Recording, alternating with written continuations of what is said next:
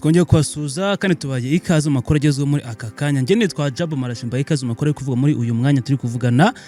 Leta yunze ubumwe za Amerika zongeye gufatira ibihano bikomeye cyane u Rwanda, ariko kandi ifatira ibihano RDF, ifatira ibihano abasirikare bakomeye bane mu ngabo z'u Rwanda bashinjwa uruhare rukomeye cyane mu ntambara y'uko n'Uburasirazuba bwa Kongo mu gufasha AFC M23. Abasirikare bakomeye cyane mu Rwanda ni bande ese barazira iki? Mu by'ukuri mu abasirikare bakomeye cyane bafite ibihano bose no mu ngabo z'u Rwanda kandi bakomeye cyane, tukikura muri rusange ibyo n'ibihano bafatiwe, icyo batemerewe n'ibyo bakomerewe, ndetse uko byose bimeze n'icyatumye bafatirwa n'ibihano bikomeye cyane. Mbaye ikaze muri aka kanya rero. Mu by'ukuri rero Amerika bano basirikare bose yafitiye ibihano ibashinja n'uruhare rukomeye cyane muri iyi ntambara, bakavuga ko u Rwanda rukomeza kohereza intwaro mu Burasirazuba bwa Kongo, mu Rwanda kandi rukohereza abasirikare, rukohereza kandi ibindi byose by'ingenzi, indege, ubwato n'ibindi byose bikoreshwa mu rugamba, bigatuma ngo leta ya Kongo ikomeza gutsindwa umusubirizo, dore ko leta ya Amerika ikomeza kuvuga yuko kuba leta ya Kongo iri gutsindwa ngo bikora ko u Rwanda ruri kugiramo uruhare nk'uko Amerika yabitangaje. Mu bafite ibihano rero harimo umugaba mukuru w'ingabo z'u Rwanda CDS cyangwa se General Mubaraka Muganga, ku ikubitiro n'ambara afite ibihano z'ubumwe za Amerika. Amerika kandi ivuga yuko nk'umugaba mukuru w'ingabo z'u Rwanda General Mubaraka Muganga yagize uruhare rukomeye cyane mu gutegura ibikorwa byihariye cyane, operasiyo zo kuyobora ingabo z'u Rwanda mu Burasirazuba bwa Repubulika ya Demokarasi ya Kongo, ngo buri kimwe cyose cyakorwaga na AFC M23. Amerika ivuga ko nk'umuntu uhagarariye ingabo ku butaka bw'u Rwanda, umugaba mukuru w'ingabo z'u Rwanda General Mubaraka Muganga ngo byose bigize mu ruhare, niyo mpamvu yaje ku rutonde rw'abantu bafatiwe ibihano muri bano basirikare bane bakomeye. Undi wa kabiri wafatiwe ibihano ni umugaba mukuru w'ingabo zirwanira ku butaka Major General Vincent Nyakarundi, uyu nawe yafatiwe ibihano. Undi wa gatatu wafatiwe ibihano na Amerika ni Major General Luki Karuzizi, ukuriye diviziyo ya 5, wahoze kandi ari umukuru w'umutwe w'ingabo zikora ibikorwa byihariye bya Special Operation Force. Undi wa kane mu basirikare b'u Rwanda bafite ibihano bakomeye cyane ni Brigadier General Stanislas Gashugi, uyu nguyu we ni umukuru w'umutwe w'ingabo zihariye cyane. Rero mu bihano bafatiwe nuko bano bose imitungo bafite muri Leta Zunze Ubumwe za Amerika yafatiriwe, ndetse kandi ntabwo bemerewe kujya muri Leta Zunze Ubumwe za Amerika. Ufite igikorwa icyo ari cyo cyose ku butaka bwa Amerika cyafatiriwe, nk'uko Minisiteri y'Imari yabitangaje mu itangazo yanditse muri Leta Zunze Ubumwe za Amerika. Yavuze ko bano bose uko n'abasirikare bane bakomeye cyane bose bafite ibihano. Ikindi kandi ishimangira ko RDF yose ari ikumiriweho, ndetse kandi ishimangira ko abasirikare ibihumbi ngo bari ku butaka bwa Kongo ngo bose hari byinshi bakumiriweho kandi batemerewe kuba bakora. Ikindi bashimangiye yuko kuba u Rwanda binyuze muri ngo AFC M23 ndetse RDF ngo ikaba ariyo ibikora, ngo byatumye AFC M23 igera kuri byinshi, ndetse kandi ikagera ku mabuye y'agaciro kandi meza. Ibi rero ngo bituma bano basirikare bose uko ari bane barabigize uruhare rukomeye cyane mu gutanga intwaro, imyambaro, ibikoresho n'ibindi, bityo ngo bigomba kugaragaza neza uruhare rwabo ku butaka bwa Kongo ku ntambara ikomeje kuhabera, nk'uko bakomeje kubisobanura muri Leta Zunze Ubumwe za Amerika. Hanyuma mu bihano bagiye bafatirwa umwe ku wundi nuko Major General Nyakarundi we yahanwe nk'umukuru w'ingabo zirwanira ku butaka. Amerika ivuga yuko uruhare rwe n'icyo yakoze ku ntambara y'abera mu Burasirazuba bwa Kongo. Amerika ivuga yuko ibikorwa byose bya gisirikare byo gushyigikira AFC M23 ari we ubigiramo uruhare. Bivuze ngo Amerika imushinja uruhare rutaziguye mu bikorwa byose bya gisirikare nk'umugaba mukuru w'ingabo, ko byose ari we usa nto abiyoboye mu buryo buziguye cyangwa se butagaragarira amaso. Amerika kandi yafatiye ibihano Major General Karusisi nk'uwahoze ari umukuru w'umutwe w'ingabo zikora ibikorwa byihariye, akaba kandi ngo ari we nk'uko Amerika ibivuga wagenzuraga ibikorwa byose bya gisirikare bya AFC M23. Niko Amerika ibitangaza, ngo niyo mpamvu nawe yahanwe. Abandi ikindi bashinjwa Brigadier General Gashugi we yahanwe nk'umusimbura cyangwa se nk'uwasimbuye Major General Karusizi kuri uwo mwanya. Bivuze ngo nawe yakomereje mu nshingano zo gukora ibikorwa bya gisirikare ku butaka bwa Repubulika ya Demokarasi ya Kongo, nk'uko Amerika ibisobanura. Mu gufatira ibihano RDF, Amerika ivuga yuko ingabo z'u Rwanda RDF zahaye ubufasha bw'imikorere ndetse n'ibikoresho byose butaziguye umutwe wa AFC M23 ndetse n'abakorana nawo bose.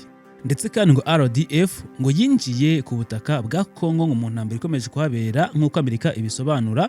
Ikindi ngo nuko RDF yatanze ibikoresho bya gisirikare, intwaro n'ibindi byose bikenerwa muri iyi ntambara, ndetse kandi ngo byabaye ibintu bikabije cyane mu buryo bya gisirikare bituma ngo AFC M23 igira umutwe ndetse inagira imbaraga zikomeye cyane.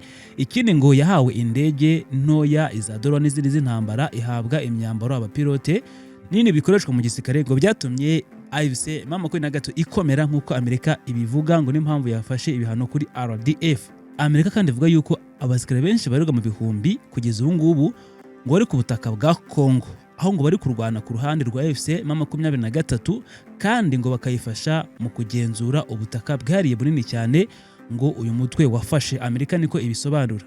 Amerika yongera ivuga ko AFC M23 ifashwa byihariye na RDF. Ikindi ngo nuko AFC M23 yakoze ubwicanyi butemewe n'amategeko ndetse kandi ita abantu muri yombi b'inzirakarengane bazize ubusa. Ikindi ngo inakora iyicarubozi bakora abaturage. Ibi byose rero ngo AFC M23 yabikoze ariko iri gufashwa na RDF. Gusa ntacyo AFC M23 yahise itangaza kuri ibyo byavuzwe n'ibyo birego bakomeje gushinjwa, ariko mu gihe cyashize AFC M23 yahakanye ibyo birego byose ishinjwa. Kugeza ubu AFC M23 igenzura ibice byinshi cyane byo mu burengerazuba bwa Repubulika Demokarasi ya Kongo mu ntara ya Kivu y'Epfo n'iya Ruguru, birimo umujyi wa Goma, Bukavu n'ahandi. Ikindi kandi nk'ingurane y'ubufasha Amerika ivuga ko u Rwanda ruha AFC M23, Amerika ivuga yuko byatumye AFC M23 igera mu turere twinshi cyane dutandukanye turimo amabuye y'agaciro menshi kandi akomeye. Ikindi ngo amabuye menshi y'agaciro AFC M23 yagezeho ku butaka bwa Congo ngo ntabwo yagezeho, ngo ahubwo nuko yafashijwe n'ingabo z'u Rwanda RDF. Ibyo rero ngo bituma bagomba gufatirwa ibihano. Amerika kandi ivuga yuko ubufasha bukomeje kuri RDF iha AFC M23 buteje ibyago byo gutuma intambara ifata indi ntera cyane ndetse kandi gahinduka intambara yagutse y'akarere nk'uko Amerika ibisobanura. Amerika ivuga ko kugeza uyu munsi ngo RDF igikomeje gutanga ubufasha n'intwaro kuri AFC M23. Amerika ivuga ko ibi ngibi byose bigikomeje kandi ngo bitarahagarara. Nyuma y'ibi ngibi u Rwanda rwasubije, ikindi kandi ruhakana bino birego rushinjwa, ariko kandi na Repubulika Demokarasi ya Kongo nayo yagize icyo ivuga yishimira itsinzi ngo ikomeje guterwa, inashimira Leta Zunze Ubumwe za Amerika nk'uko bigaragara. Leta y'u Rwanda ivuga yuko ibabajwe cyane na bino bihano Amerika yabafatiye abasirikare bayo ndetse na RDF. Ikindi ngo nuko byibasira uruhande rumwe gusa biruhamya ibyaha ndetse unarushinja ibyaha kandi ngo bidafite ishingiro, niko Leta y'u Rwanda ivuga. Leta ya Kongo yashimiye bino bihano cyane, ivuga yuko ari ikimenyetso gikomeye cyane mu busugire ndetse no gushyigikira amahoro ku butaka bwa Repubulika Demokarasi ya Kongo. Ibi ni byo bihano bya mbere rero bya Amerika ifatiye RDF ndetse no ku basirikare bo hejuru bakomeye cyane mu ngabo z'u Rwanda kuva mu ntambara y'umurasirazuba bwa Repubulika Demokarasi ya Kongo hagati ya AFC M23 ndetse no mu ngabo za Kongo bukomeje guhangana umunsi ku munsi. Mu 2023 no mu 2025 Amerika afite ibihano Retired General James Kabarebe imushinja nawe uruhare rukomeye cyane mu ngabo za AFC M23, avuga ko nawe yagize uruhare rukomeye cyane mu gutuma iri huriro rigera kure cyane hashoboka ndetse rukanakomera ku butaka bwa Kongo. Imitungo yose iri muri Amerika n'inyungu zose zo mu mitungo byafatiriwe, n'ikindi nuko ibihano byatanzwe ndetse n'ibigo byafatiriwe mu buryo bwari bwose bw'ano bantu bafitiye ibihano mu buryo buziguye rero cyangwa se butaziguye ku giti cyabo cyangwa se muri rusange, nk'uko itangazo ryo kuwa mbere rya Minisiteri y'Imari ibivuga. Mu itangazo Minisitiri w'Imari wa Leta Zunze Ubumwe za Amerika Scott Bessent yavuze yuko Perezida Donald Trump ari perezida w'amahoro kandi yuko Minisiteri y'Imari izakoresha ibikoresho byose n'ububasha bwose ifite mu gutuma impande zose zasinye amasezerano ya Washington zubahirizwa ndetse amasezerano yose akoherezwa akagera ku nshingano zayo no ku ntego. Arakomeza ati twiteze gucyurwa kw'aka kanya kw'ingabo z'u Rwanda, intwaro n'ibikoresho.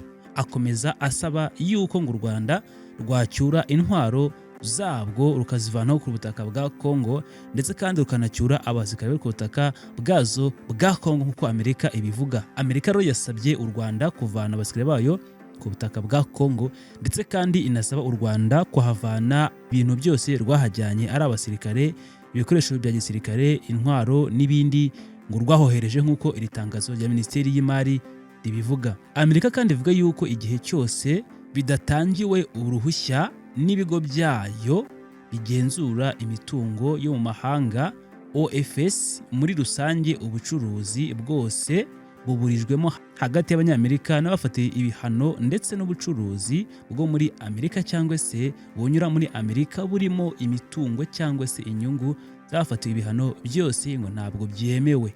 U Rwanda kandi rwamaganye bino bihano byafashwe na Leta Zunze Ubumwe za Amerika bivuga yuko ari akarengane gakomeye cyane. Itangazo ry'ibiro by'umuvugizi bya Leta y'u Rwanda rigira riti ibihano byatanzwe uyu munsi na Leta Zunze Ubumwe za Amerika byibasira uruhande rumwe gusa, naho muri gahunda y'amahoro birurenganya kandi bisobanura ibintu uko bitari ndetse bikagoreka uko ibintu bimeze mu ntambara yo mu burasirazuba bwa Repubulika ya Demokarasi ya Kongo. Ibitero bihoraho kandi bitarobanura ibya drone hamwe n'ibitero byo ku butaka bigize ihonyorwa rigaragara ry'amasezerano y'agahenge bikozwe na Leta ya Kongo ndetse bikomeje gutwara ubuzima bwa benshi. Kurinda igihugu cyacu ni ikirango cy'icyubahiro kandi ingabo z'u Rwanda zibikorana ishema ryinshi. Leta y'u Rwanda ivuga yuko nubwo Repubulika ya Demokarasi ya Kongo yari yiyemeje mu masezerano ya Washington kureka ubufatanye ifitanye n'inyeshyamba cyangwa se n'umutwe wa RDF urwanya ubutegetsi bw'u Rwanda ukorera muri Burasirazuba bwa Repubulika ya Demokarasi ya Kongo hamwe n'ihuriro ry'imitwe yitwaje intwaro ya Wazalendo n'abandi bafatanya irwana ku ruhande rwa FRDC ifatanije n'abacanshuro mu mahanga, nta ntambwe n'imwe yatewe mu kubikora ngo ibyo byose bigerweho. Itangazo rigira riti u Rwanda rwiyemeje byuzuye gucyura ingabo zarwo bigakorerwa rimwe nuko RDF ishyira mu bikorwa inshingano zayo. RDF mu gihe yaretse gukorana n'abacashuro ndetse kandi igahagarika ubufatanye ifitanye nabo muri Wazalendo n'abandi bakorana nko muri FDLR, n'u Rwanda ruzakora ibyo rusabwa byose. Repubulika ya Demokarasi ya Kongo yo yashimiye ibihano Minisiteri y'Imari ya Amerika yafatiye abasirikare b'u Rwanda bane ba RDF ndetse na RDF yo ubwayo. Itangazo rya Minisiteri y'Itangazamakuru ya Repubulika ya Demokarasi ya Kongo rigira riti izi ngamba ni ikimenyetso gikomeye cyane mu gushyigikira iyubahirizwa ry'ubusugire bw'ubutaka bwa Repubulika ya Demokarasi ya Kongo, ubutabera hamwe n'ishyirwa mu ngiro yaryo. Ati bya nyabyo niryubahirizwe mu masezerano ya Washington.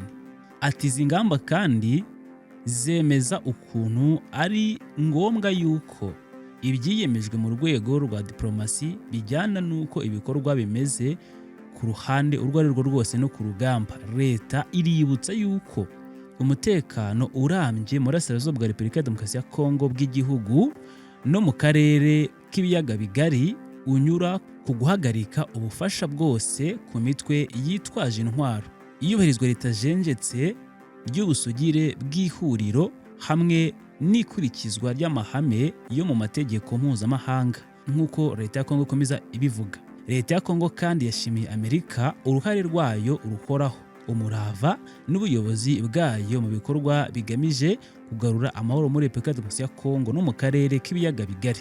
Kinshasa yashishikarije Washington gukomeza aho igeze gukomerezaho ndetse ivuga yuko ishishikajwe no gukomeza gukorana n'abafatanyabikorwa bayo mu karere n'abandi mu mahanga kugira ngo amahoro yuzure aboneke, umutekano n'ubutegetsi bwa leta buzubahirizwe ndetse kandi buzagerweho mu mahoro ku butaka bwose bw'iki gihugu. Amerika kandi ivuga yuko ishyigikiye cyane amahoro ndetse n'umutekano mu burasirazuba bwa Repubulika ya Demokarasi ya Kongo ndetse no mu karere. Intambara mu burasirazuba bwa Repubulika ya Demokarasi ya Kongo yongeye kubura mu mpera z'umwaka wa 2021 nubwo imaze imyaka hafi 30 igaragara kuri ubu butaka bwa Repubulika ya Demokarasi ya Kongo, gusa ariko yongeye kubura muri iyi minsi ishize.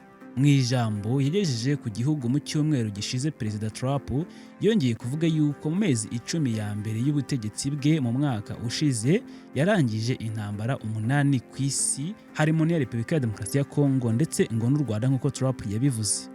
Amerika kandi ivuga yuko ubwo bufasha burenga ku masezerano y'amahoro u Rwanda na Repubulika ya Demokarasi ya Kongo bashyizeho umukono i Washington ku tariki ya 4 Ukuboza 2025 hagati ya Perezida wunze ubumwe za Amerika Donald Trump abahagarariye icyo gihe amasezerano yasinywe na Perezida w'u Rwanda Perezida Paul Kagame ndetse na perezida wa Congo Felix Antoine Tshisekedi Chilombo. Rero reka mwese mbashimire mu banyange muri uyu mwanya mu makuru yagezweho muri aka kanya. Twagaruka ku bihano byafatiwe basikire mu ngabo z'u Rwanda n'ibihano byabo bafatiwe n'icyo batemerewe. Njyewe nitwa Ajab Marashi, nkubwira ngo ufite igitekerezo, nyunganizi cyangwa se ikibazo watwandikira muri comment, naho ibiganiro byacu birakomeza. Nakagaruka Jabless. Imboni TV, imboni ya rubanda.